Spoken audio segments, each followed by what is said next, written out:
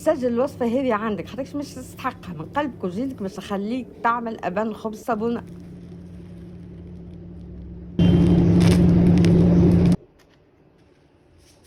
أول مرة نصبوا كاس ماء دافي، مغرفة كبيرة خميرة خبز، مغرفة كبيرة سكر، نخلطوها ونخليها ترتاح لين تتفاعل الخميرة. توا نغربلو رطل سميد أرطب، نغربلو رطل فرينة، غرفة صغيرة ملح، مغرفة كبيرة بسباس وسينوس، وكاس تاي زيت زيتونة. توا نصبوا الخميرة بعد ما تفاعلت.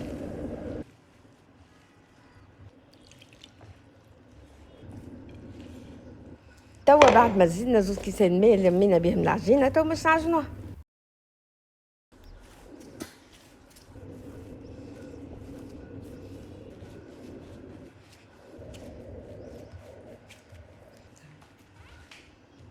هذا القوام اللي تحصلوا عليه. توا باش ندهنوها بزيت زيتونة ونخليها ترتاح مدة ساعة.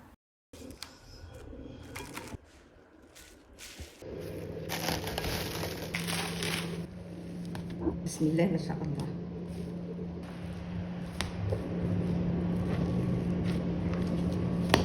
ونشكلهم 6 خبزات.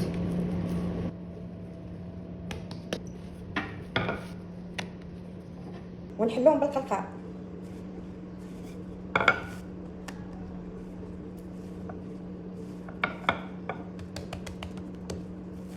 ونحطوها في طبق على بابي كويسون، ندهن الوجه بشويه ماء، ونحطوه في الفرن على 200 درجه، ندهنوا وجه بالزيتونه.